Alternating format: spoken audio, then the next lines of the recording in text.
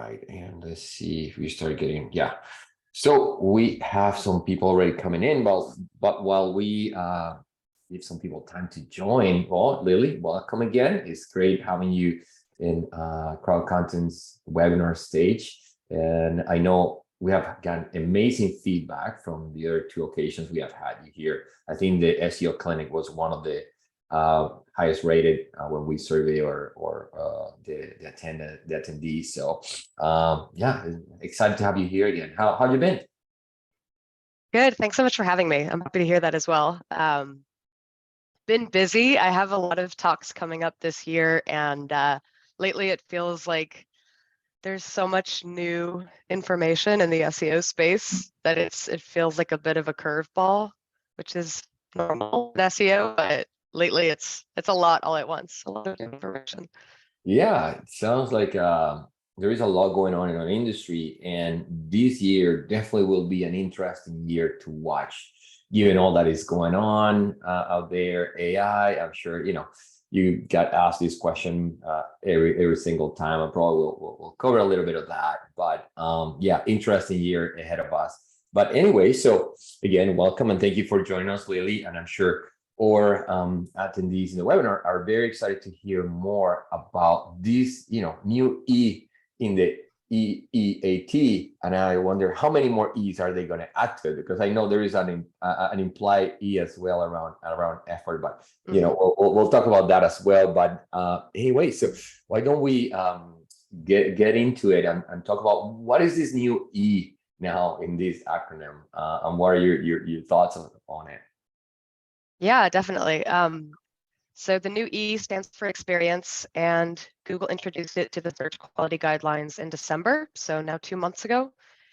And they also kind of like repositioned it. They started to visualize EEAT in a different way. So now we have T at the center, trust, and then you have EE and A surrounding trust. So like the extent to which content has experience, expertise, and/or authority lends to how trustworthy it is. So trust is like almost like the most important factor, but there's different ways that you can arrive at being trustworthy. And the introduction of experience was interesting, although not too surprising, because of what Google started to do with the product review update in particular. I thought that was very interesting the last couple of years.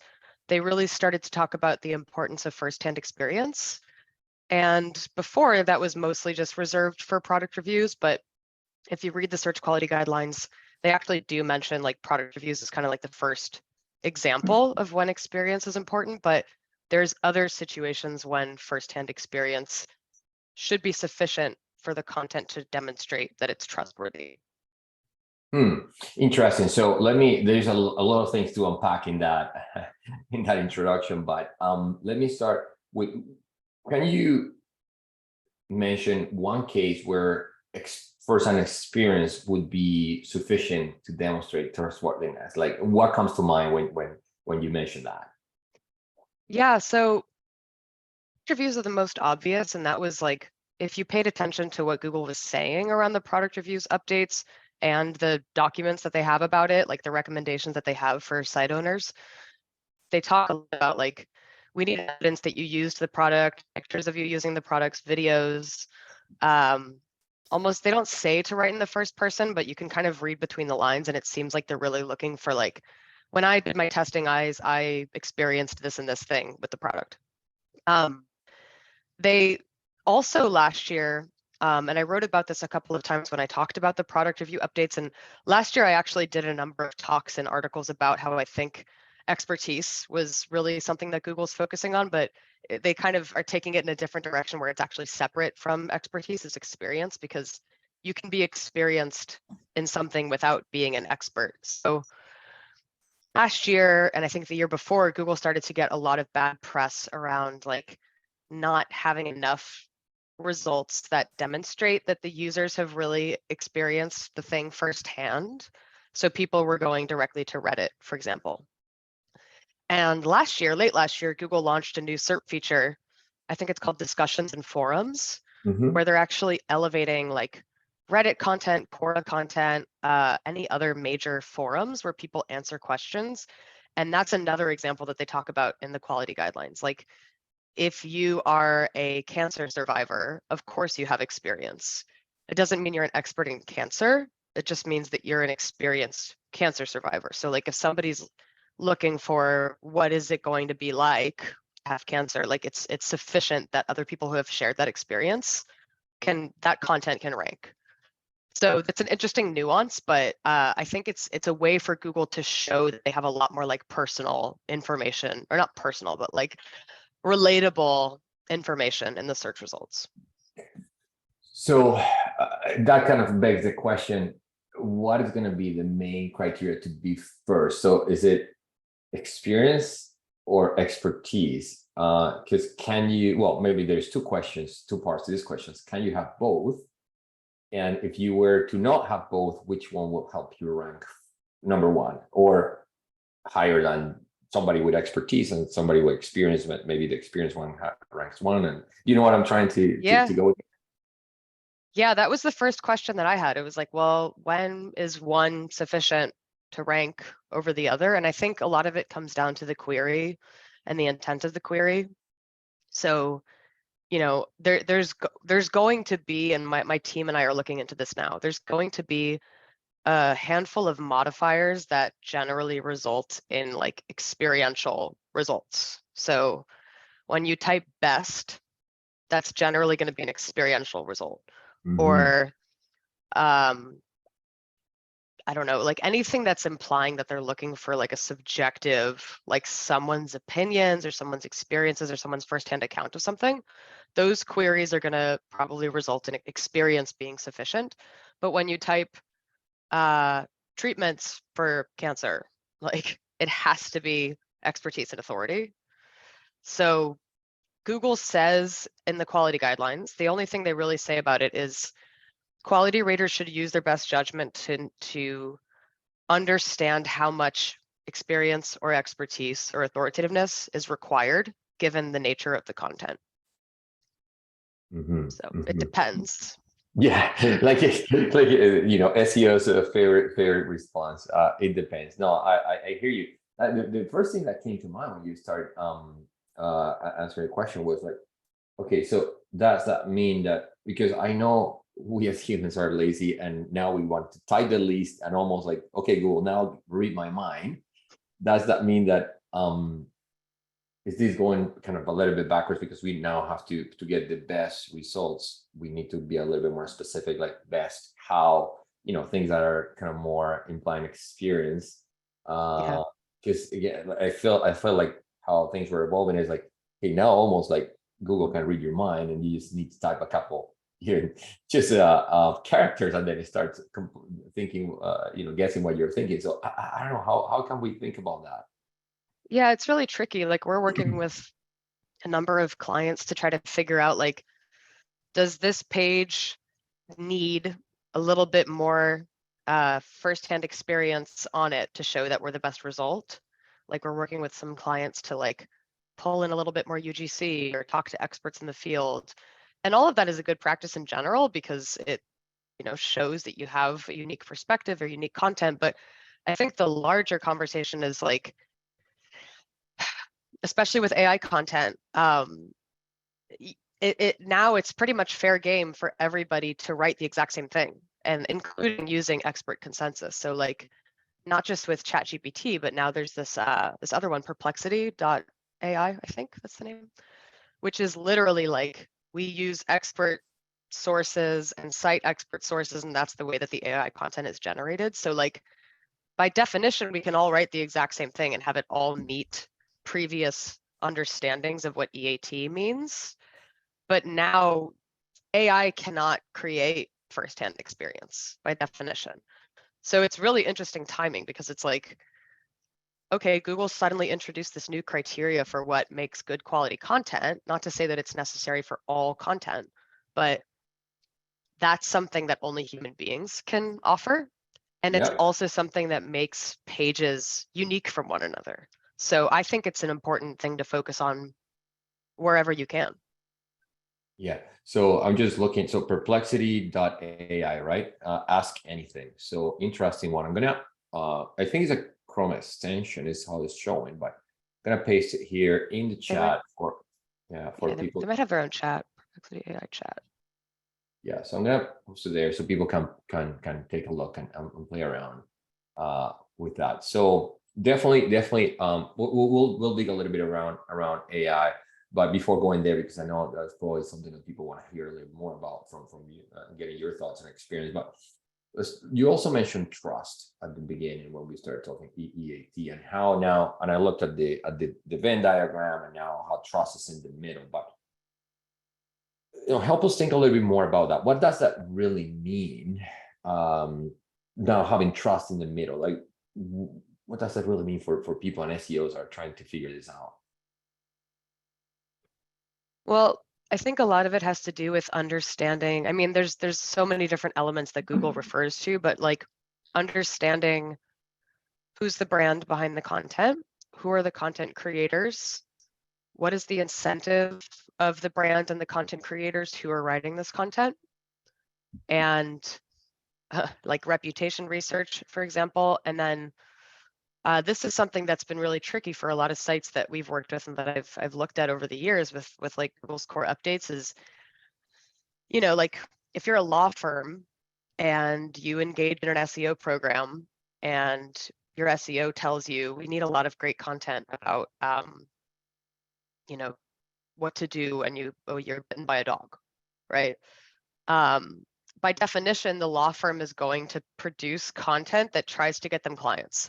Like it's just going to happen, right?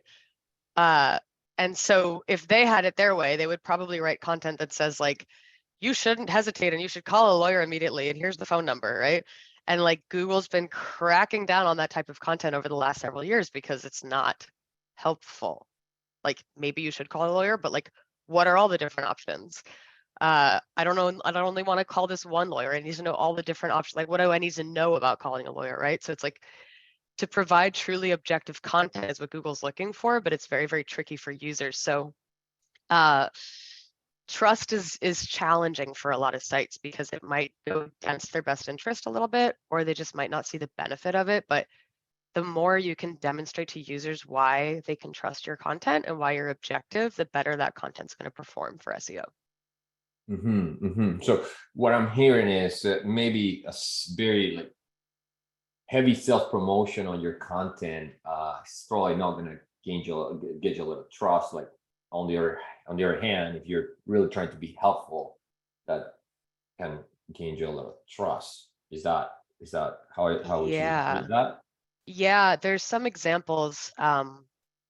There's some examples of health sites, for example, like natural wellness sites or sites that promote a certain type of diet that were hit very heavily in 2018 and 2019. Like they held a lot of market share in the space, did very well for SEO. They seemed to be able to rank for a lot of medical keywords.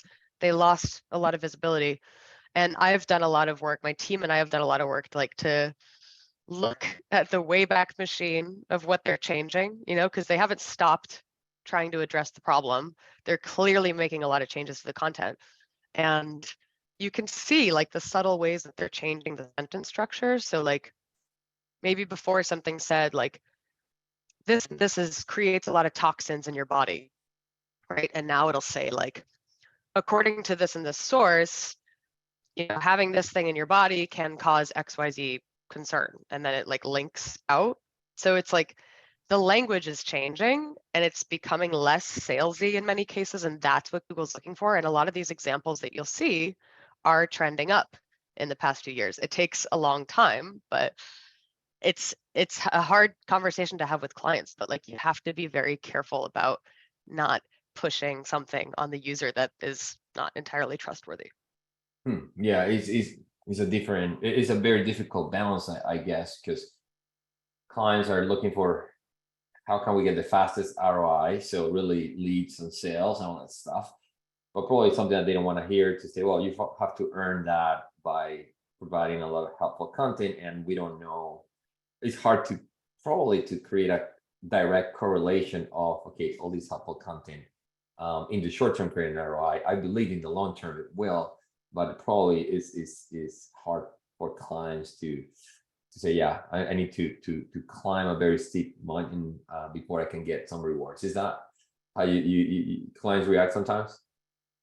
Yeah, that's probably the most frequent conversation that we have with clients. It's this whole like approach to SEO is the approach that is the hardest and takes the longest, right? But it's the most rewarding. So it's like the best way to ensure long-term growth, sustainable long-term growth, and mitigate or minimize any risk of being devalued by Google is to do all these things. Now, are there other SEO techniques that get you more, like greater results in a shorter amount of time? Yes. They probably all come with some element of risk.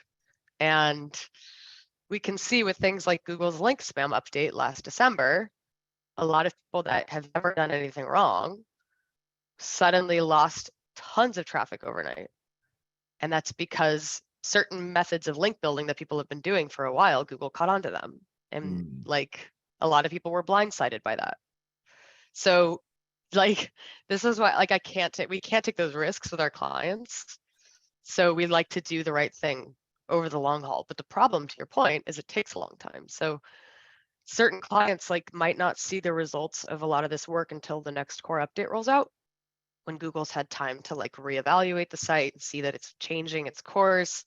This is something that's literally, it's stated in Google's guidelines. Like if you read about core updates, Google says, we need time to reevaluate your site. So you might not see recovery from a core update until the next broad core update. And in my experience and other people's experience, it could be 2 or 3 broad core updates. So it's a Yeah. long So time. I'm almost fearful to ask what I'm going to ask because it might be silly after what you just said. But okay, so new quality rater guidelines came out in December, right? Where they introduced the new E.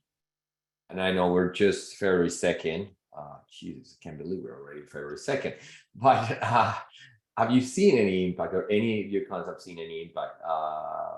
Even though you said it might take a few core updates, but are there any signals that you guys have seen in your shop?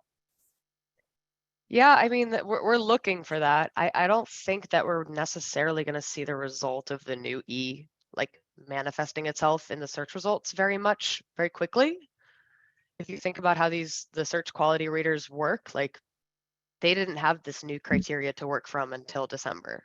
Yeah. Yes. So in theory, they're scoring a bunch of search results right now, and that data is going to get potentially factored into Google's algorithms for the next core update or maybe the one after that. So like it could be a number of months before like the actual work that they're doing with the new E is like translated into the algorithms, if at all. But there are some interesting examples, and this just might be based on like Google's own understanding of intent and the way that it ranks results. But um, like an example that we use with my team is like, I think it's like CBD oil for sleep. There's a number of like doctors and authorities talking about benefits of CBD oil for sleep, and that's what you would expect to see with most like your money or life keywords. But there's 2 or 3 results within there that are like, I tried using CBD oil for sleep for 6 months, and here's what I learned. So there's expert results and there's experience results. I think whether, because of an algorithm update or just because Google's always testing like intent and what people like, there's more of these like firsthand accounts things that are ranking because users like to read that type of content. That's a very interesting example. And on the still back to the trust side of things, is there, I don't know, it might be a very difficult question to answer, but do you think there is one of the components that is more important than the others, or they're all equally important, or it depends? Or what at least use your view on that. I think it depends on the query, but we know that Google cares more about EEAT for queries and topics that can potentially cause harm. That's what they say. So the more harm-inducing content is, the more EEAT matters. And I would say for content where EEAT matters the most, probably authority matters the most. So heart attacks, COVID vaccines, 401k investments, terrorism, you know what I mean? Like anything that's like life or death, Yeah, yeah, is authority is the most important thing. And so what you're going to see in the search results is like, in many cases, like Google's own search features that highlight the Mayo Clinic, Harvard. They started to do some things with like the UN, the FDA, the CDC, like anything COVID related, you'll see CDC SERP features. That's authoritativeness, right? And you'll also see like the top 3 or 4 results are generally going to always be those sites. That's the A. That's like, these are the trusted authorities. Like if you Google tax keywords, it's going to be the IRS. yeah. Yes, other people can rank, but like authority is the most important thing. And then for, things where you need a doctor's perspective or whatever, or like a financial advisor, that's where like expertise comes in. You can have CPAs and doctors and cardiologists and their content ranking. Experience is probably less the your money, your life, or I mean, it could be, but it's more like, again, looking for a firsthand account of something. So it's entirely query dependent, but like, yeah, I think the more your money or your life it is, the more it ventures into that like authoritativeness category. Okay, well, that's a great point, and a good way to look at it. So going to the other side of the coin, so non your money, your life topics, how should they think about the is there a way to get an edge by focusing maybe more experience and other things, or with the experience drag, authoritativeness, or Yeah. how should we think about non your money, your life topics, and their relationship to EEAT? Yeah, I always say like just because you're writing content or your blog or your website is about a topic that Google basically says like you don't need very high levels of EEAT with this content. If it's something really innocent that doesn't have an impact on people's like safety or their well-being, like technically you don't need to demonstrate EEAT very much. But like, why wouldn't you? Like, I mean, I think the answer to the question is usually like, I'm creating a website that I want to just rank for SEO and try to make a lot of money. So like, I don't want to put my name behind it. I don't want to put the author's names. I don't want to talk about who I am. I don't want to put an address because I'm just like doing something for SEO purposes. So like, yes, of course, that's when EEAT like doesn't really enter into the equation. But for most legitimate businesses, for most people that are doing a personal blog or a personal brand, like not follow all the best practices, because even if, I always say this, but like even if EEAT has no impact on your SEO, which it will impact your conversion rate. It will impact your user experience. It will impact people's experience on the site. It makes you look more legitimate. Other search engines like it. It's like, there's kind of no reason not to. There's some exceptions, like if you don't want to share your name for safety reasons. Like I've worked with editorial teams who are like, we don't want to put our name behind this because it's a safety concern. Like, of course, don't do that. But generally speaking, everything we'll talk about for EEAT is like a good practice for businesses overall. So what I'm hearing is that, well, if you can, why not? If it is, it's going to give you an edge anyway. And if you're just putting a website for the sake of SEO, making some bucks, probably it's not going to be it last longer, because you're not going to build that EEAT. So is that what you're trying to say? Yeah, and I think like it's perfectly possible. People love to share examples with me of when things don't have EEAT in their ranking. Like, congratulations, Gotcha. you Yeah. found an anomaly in a search engine with trillions and trillions of results. Like, how is that possible? Yeah. But yes, of course it's possible to not do these things and to rank. Generally speaking, especially for your money or life content, which like a lot of content falls into that category, right? If you really think about it, like it's not that much content that doesn't have an impact on somebody's well-being or safety or happiness or health or financial security. It's like kind of most of it falls into that. I would just do it, even if it's just for your customers, because it's all good practices overall. Yeah. Okay. No, that makes sense, and I'm totally in line with that, because quality content is definitely a more sustainable strategy, I think, if you're in the content business, which I think we all are in some shape or form, right? If you have any kind of business, you're in an information content business anyway, but that's a different discussion. So let's talk about media publishers for a second, because of course, there is a lot of media publishers. They are legitimate businesses, of course, but their business is information, right? So they provide information, and they're necessarily, they have maybe they might have their own experts, but they also leverage outside experts, because their main business is to produce content. How can, and as they get bigger, I guess they start branching out into more topics, or branching out within the same topic, but just subtopics and things like that. But how can you scale experience? Let's say if you're, I don't know, I'm just kind of think of if you're in a travel, you have a travel blog, like how can you possibly go to every single city and every single hotel and every single restaurant? So how can we think about scaling that experience side, which just first-hand experiences just requires time. Yeah, I think like if Google were answering, they'd probably say like, don't write about it unless you have the experience. But we all know that's not possible. We all know we make money off ad revenue. So you have to just do your due diligence to speak to people with the experience. Like I've spoken to more journalists in the last several weeks than any point in my career, and that's because suddenly everybody needs to talk to somebody with experience in like SEO about what's happening.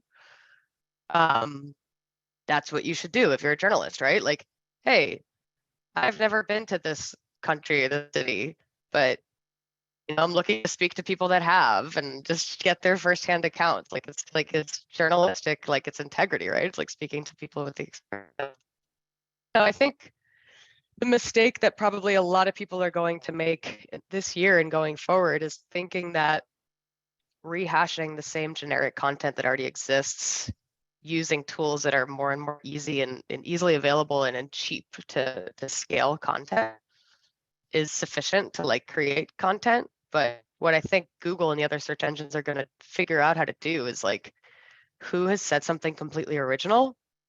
And like, honestly, more often than not, like if you do speak to an expert and they're actually an expert, like they're going to say something completely new.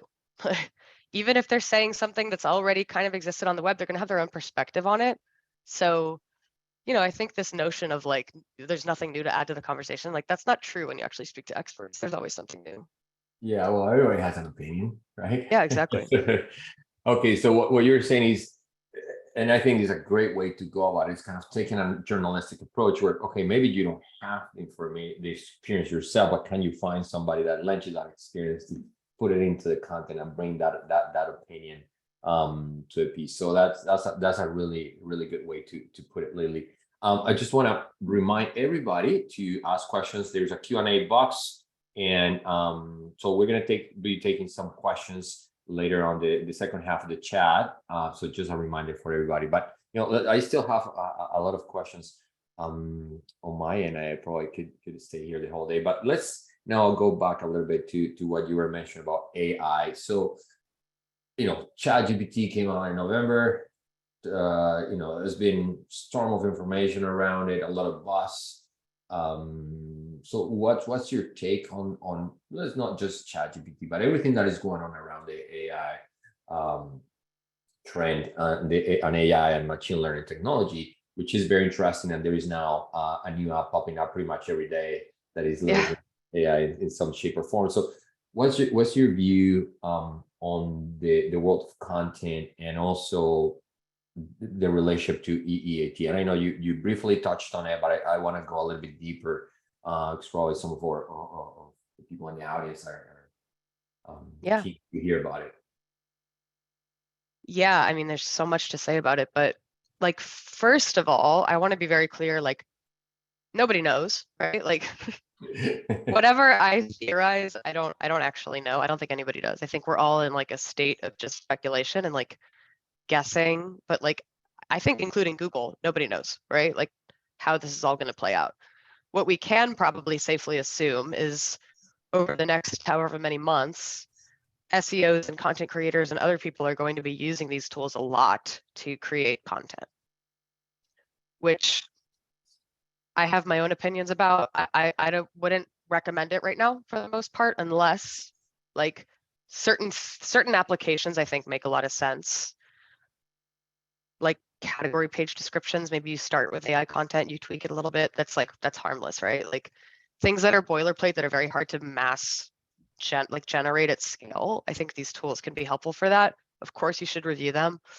I think that creating entire articles with these tools is pretty dangerous. Like, even if the content is good quality, let's imagine that Google finds a really definitive way to determine that this is AI content and launches an algorithm update in 3 months that says we're devaluing all this content because it's effortless. Like in the search quality guidelines, it says the amount of effort that goes into a piece of content matters for the quality of the content. And if it shows that it doesn't have a lot of effort or skill, it should be rated low quality. So we were warned as far as that's concerned. Like they didn't tell us AI content is bad. They told us auto-generating content and content that has no effort or skill is bad, or originality. So if you read between the lines, like mass auto-generating content with ChatGPT is kind of that, right? Now, this is not to say that it's not a good starting point. It's not to say that it's not great for content ideation. Keyword research, everyone's posting like how to use it for keyword research and keyword clustering and content ideas. Like, of course, do that. But to copy paste chat GPT content onto a page, to me, doesn't seem like a good idea right now as it stands. Maybe with GPT-4, my opinion will change, but I wouldn't do that. Also, as somebody that likes to write content and has seen a good track record of like my content performs well with SEO, with social, whatever, I like putting my name behind my content.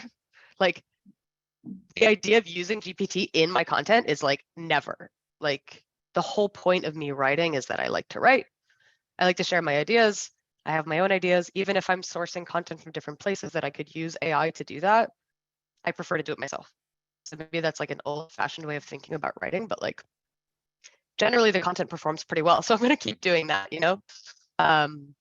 So it's really tricky. I think that like it's going to be interesting to see how Google responds. I do want to say I think there's 1,000 incredible use cases for GPT. I have been using it. I use it to create Excel formulas. I use it to create regex commands, robots.txt directives, tabular data. Like that's awesome. That's amazing. It's already improved my workflow quite a lot, but I would be careful about thinking that this is going to be the solution to your content scale problem, because who knows what's going to happen. Is there, so how I've been thinking about it is, when back in the day, accountants used to do everything by hand, and then calculators came in and didn't replace accountants, it's just made them faster and better. And then Excel and all the accounting software came in. And if anything, before accountants, could be able to handle a handful of accounts, now they can handle, 30, 40, 50 accounts because they have all this technology. Is this a case where maybe AI is going to make content creators more efficient, so they will now start pushing the boundaries of what can be created in terms of content, and will create just different types of content that will have other type of media in it? Is that, at least that's just my opinion or my guess of where things could go. But if content creators are more efficient, or even writers more efficient in some of the lower end tasks by using AI, can they invest that efficiency or reinvest that efficiency into just originality, like you mentioned, creativity, and create better content? Does that make any sense? Yeah. I think, it's fascinating to think about like Microsoft incorporating a tool like this into Microsoft Word. Like that's awesome. That would probably speed up the writing process for a lot of different topics that people are writing about. But what's interesting to see already is like, I saw a funny tweet that said everybody wants to create AI content, but nobody wants to read AI content, right? It's like, maybe as it stands currently, it doesn't read entirely like a human all the time, but like, based on what Google tells us is a best practice as far as like EEAT is concerned, they tell us we should tell users who created the content, and as much transparency as we can around how the content's created, right? So like by definition, they're kind of asking us to do what CNET just did, which is to say, like, if we're being honest, this was created using AI content generation. And that created a whole scandal. Turns out some of the facts were wrong. Turns out a lot of it was plagiarized.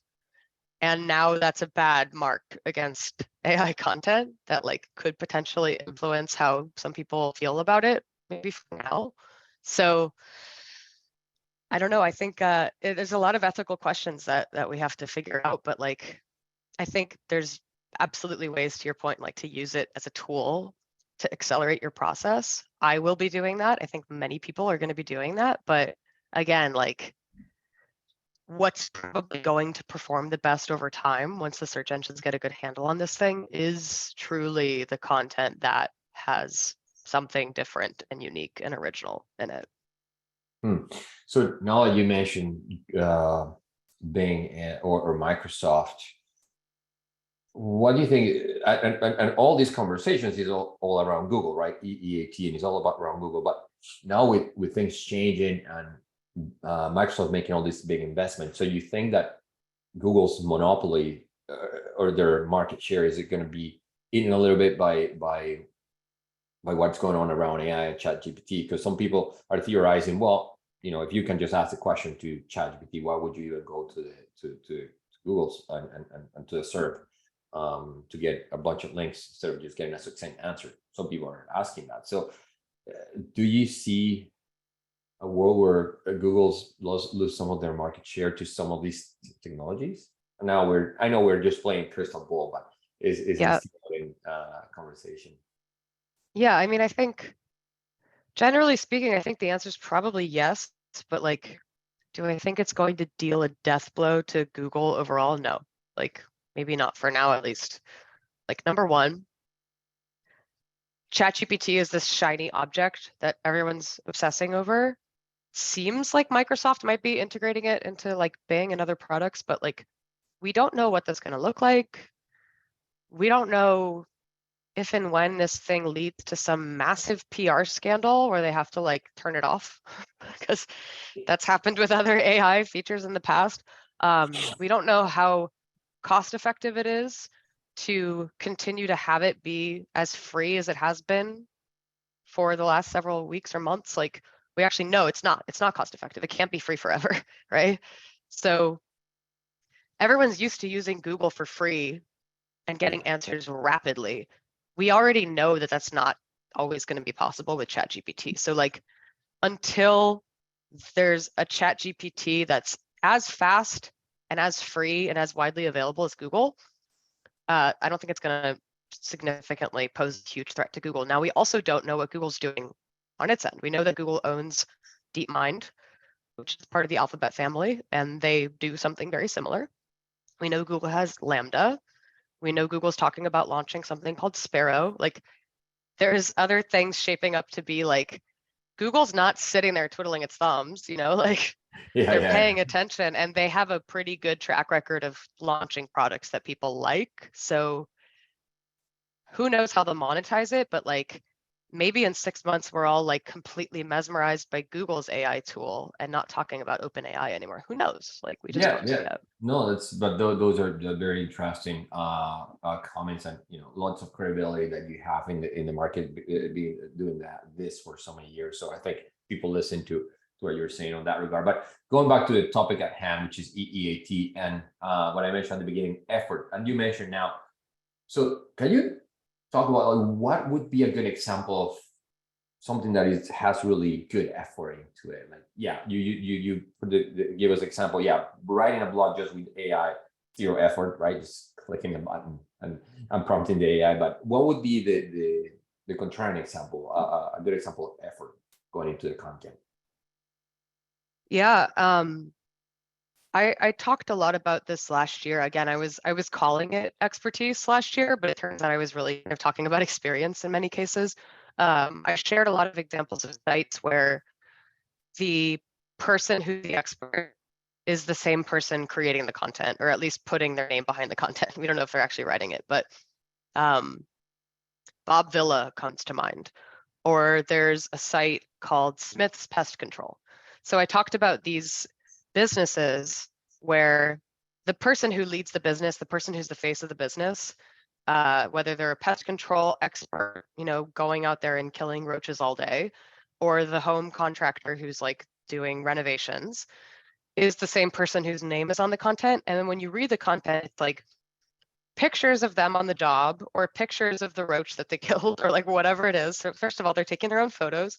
A lot of it is like, hey, like, a lot of contractors will charge you for this and this thing, but you can consider doing these things at home. We've talked a lot about these like DIY solutions, like actual helpful advice that's not trying to sell something, but is like legitimate experience and expertise that's telling the user, like, the difference when you're creating this content. Like, I've created content with clients, I've created content with my friends, with like people in my life where it's like, just say the thing that you know about the thing that you do. You can't look for that stuff in keyword research tools. It's like, it's actual firsthand experience. So those sites come to mind. Diet Doctor always comes to mind. That's a gentleman who talks about the keto diet, but like, if you look at the content, it's just like beyond. It's like the amount of effort that goes into this page. Nobody would question this page. Like, he doesn't have a lot of content, but the content that he has is so incredibly robust. It's like, wow, okay, you win. Like, can't do any more research than that. I can't have any better photos than that. The UX is incredible. It's like, you can tell when a piece of content has a lot of effort behind it. So I think like one thing we're going to run into, like I was looking at some of the bank rate and CNET articles that are trending right now in the news that are written by AI, like, yeah, for sure, that's I couldn't tell that it's written by AI. But when you compare it to the other content that's apparently written by a human, it's like, it doesn't really go as in depth. It's like, it's just kind of talking about the basics, but Mhm. not adding a lot of unique information beyond that. Wow. Yeah. No, that's very clear and very helpful, Lily. So why don't we take a few questions from the audience? Now that we are, just 15 minutes away from our deadline in terms of time today. So okay, Alina Bergen, she's saying, I work at a life insurance company. So your money, your life. And we currently have a couple of in-house experts we're using as expert reviewers for content who have a significant digital presence. They host podcasts and are quoted everywhere. We have a lot more experts than that in-house, but they aren't as visible online. Are they bad expert reviewers to use? Or what's your recommendation regarding vetting expertise and how Google will see a person's expertise for expert reviewers? Really good question. Yeah, I mean, like, I think that generally, like, the more you can do to demonstrate that you're doing the right things, Google's not going to like pick and choose between like this expert or that expert. In most cases, like most of the time, it doesn't know who people are, right? Like, I've been going on a deep dive lately to like confirm that, because a lot of talk in the EEAT conversation has been like, Google can't possibly know who everybody is. I'm working on some research right now that's like, they're getting better at it, believe me. They're starting to get better at understanding who people are. But how can you inform what Google knows? Start taking the steps to like, even if those experts aren't as well known, they don't have a digital footprint. You have to start somewhere. You have to like Yeah. put their name on the site somewhere, assuming they do it. I think we're getting to a place where it's in everybody's best interest to try to have some of a personal brand if they're really an expert or they're trying to be perceived as an expert online. Like, of course, if you don't want to participate in SEO, like, you don't have to. But if you're in the business of getting traffic to a company, like, it looks good to Google. Just yesterday posted pictures of the search advocates at Google and their bios on google.com. So like, it looks good for brands to show who works there, and then it looks good for searchers to be able to like validate that by searching for the person's name. So I think as much as you can make it a practice within your business to like, hey, like, even though you're an expert without a huge digital footprint, like, can we just include your name? Maybe think about starting to have a bio page for you. Don't have to do it right now, but like, try to incorporate that into your strategy over the long term. Very helpful. I hope that answered the question for Alana. Very technical question. What type of changes SEOs need to make in their schema markup or structured data, if any, to accommodate the new E of Interesting. EEAT? I think it's the same general like recommendations that we've had around EAT for a while. So like EEAT for a while. Um, anything you can do to make your organization, your person, so like, authors and experts, like I love person schema for EEAT. Um, build that out as much as possible. Like talk about their credentials. Like there's so many attributes in person that people don't use, but it's I think knows about is literally an attribute. So you can say knows about this. Um, went to school, has credential, like use all that stuff. So like go to schema.org, look at all the attributes, see which ones you can actually like verify with the person and put that in your person schema. Same with the organization. So if the organization has been around for X number of years or they're owned by this parent company, like all of that shows experience and expertise. So like do that. There's also some other attributes for like content itself, like reviewed by is an attribute. So look into doing that for anything that's been reviewed. But generally speaking, I would start with schema.org, look at the attributes that make sense for that schema property, and then just fill out as many as you can. Okay, awesome. Thanks for that, Lily. So Andy Gooch is asking, how are you using the perplexity.ai tool you mentioned? I'm not using it yet.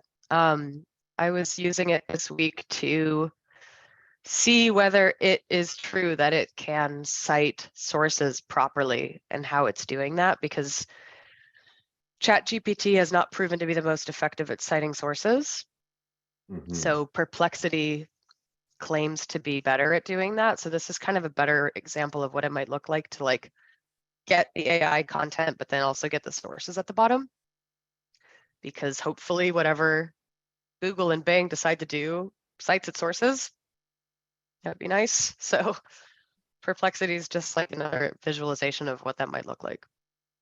Okay, it's kind of a citation tool, if that makes sense. It will bring the sources and you can use this and cite them in your content. Yeah, it'll tell you where it got the information from and you can actually click on it and go to the site. So it's a blend between like featured snippets and ChatGPT, basically. Okay. Yeah. Okay. Thanks for that, Lily. And are there any verticals where you see the new E being harder to demonstrate than others, or where could it be an advantage? Well, harder, like in the sense of we've worked with a number of product review sites in the last couple of years, and they've said like, well, it's not always possible for us to do what Wirecutter does. Like, it's not always possible for us to test all the baby strollers before we write about them. It's too difficult, or it's like not it's not something that our company can do.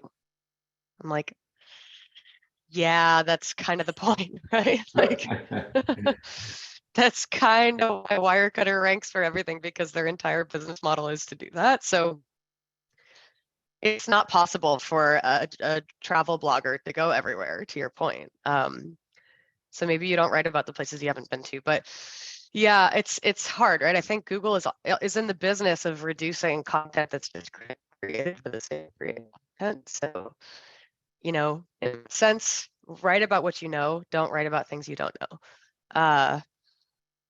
As far as like, where does it help you? Product reviews, your experiences going through like any type of situation. Like I recently just kind of played around with writing content because like I'm kind of a digital nomad. So like I was just writing a blog about like some things I've learned as a digital nomad. It's like I didn't have to use any tools for that. I just wrote what I knew.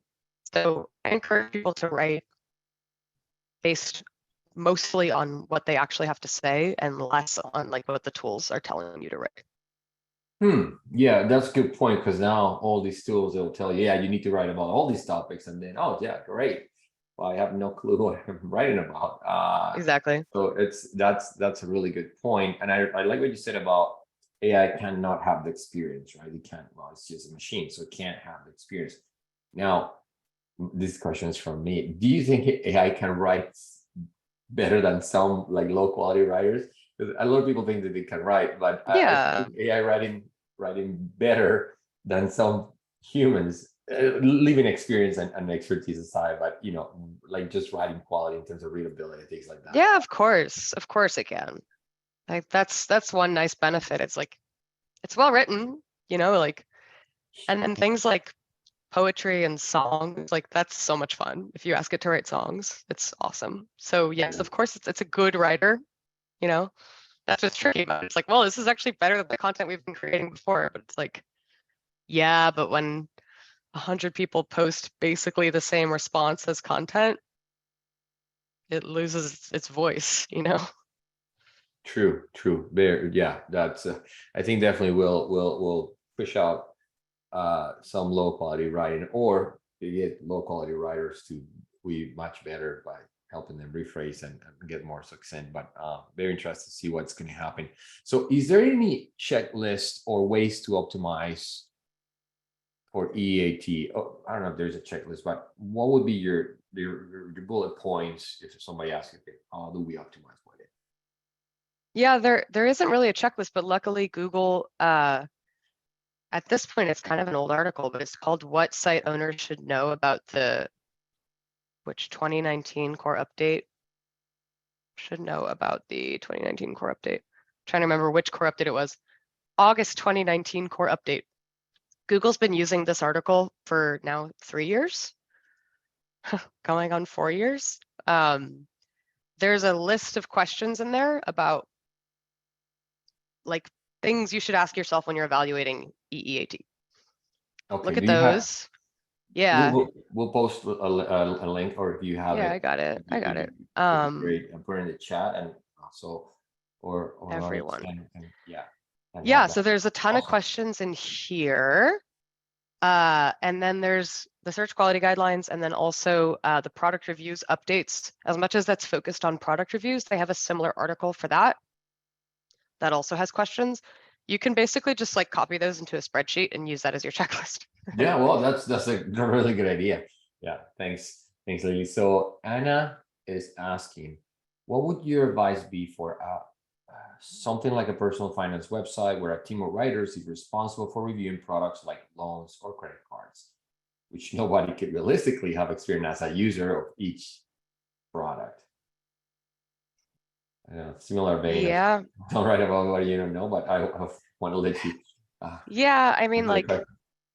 this is where UGC becomes valuable, right? Like, if you have a lot of people saying the same thing, like, if you're reviewing it, you can say, we noticed when we were reviewing people's feedback about the credit card, like 64% of the reviews mentioned that it has this and this component and this thing. It's kind of the best you can do. Like if you haven't actually used it, just leverage what other people have said about it, but try to reach out to people that have something to say and use that if you can. Yeah, so back to the journalistic approach that you mentioned before. So you don't know, talk to somebody that does, and bring that. Yeah, that's great. I hope that helps Anna. Um, there's another AI question. There are two AI questions. Stuart says, I'm struggling not to parallel the current AI content plagiarism debacle with the Spawn article activity prior to 2012 for the Penguin and Panda algo rollouts. Agree or disagree? Yeah, I love that question. I think that's why I've like been a little bit wary of the whole thing. Like since it became the hot topic in SEO, like I'm someone that got burned by the Penguin update really badly in 2012. Granted, that was different. That was link building, but like the Panda and Penguin updates, yes, like those really, really changed the name of the game to like how we approach content and SEO. As somebody that never wants to find themselves in that situation again, that's why I've been so reluctant to like just quickly like, oh my gosh, this is gonna like solve all our problems of how to scale content like very cheaply. Like, I kind of think Google's gonna be a one step ahead of us with this thing. So I tend to agree. What's different now is that these tools, they really do sound really good. Like the content does sound really good in a lot of cases. So it's probably going to be a period of time when we can like trick users into thinking that it's really, I imagine that Google's going to catch up to it soon. That's what I think is going to happen. Yeah, I don't see a world where Google doesn't come out with something that is gonna check on AI or let's call low effort content. Exactly. Okay, so Daniel wants to know if AI useful for writing FAQs. I have been playing around with generating 2 to 3 FAQs at the end of the page, generated by AI, and then just spot checking the answers. For a lot of these questions, the answer is pretty simple and direct. It's a good question. I would be careful just because I only say that because there's several examples of sites that have done exactly this in the last several months that have seen all their traffic disappear.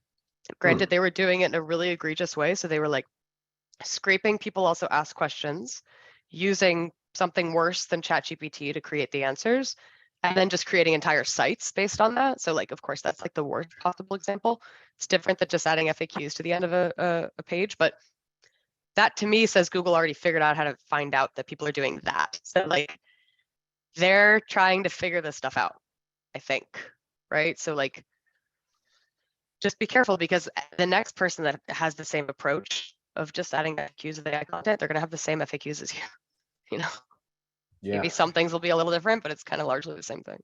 Yeah, I would add some perspective from my point of view. I think if you produce the content and then ask the tool to summarize it or create an FAQ based on that content that you already produced, Yes.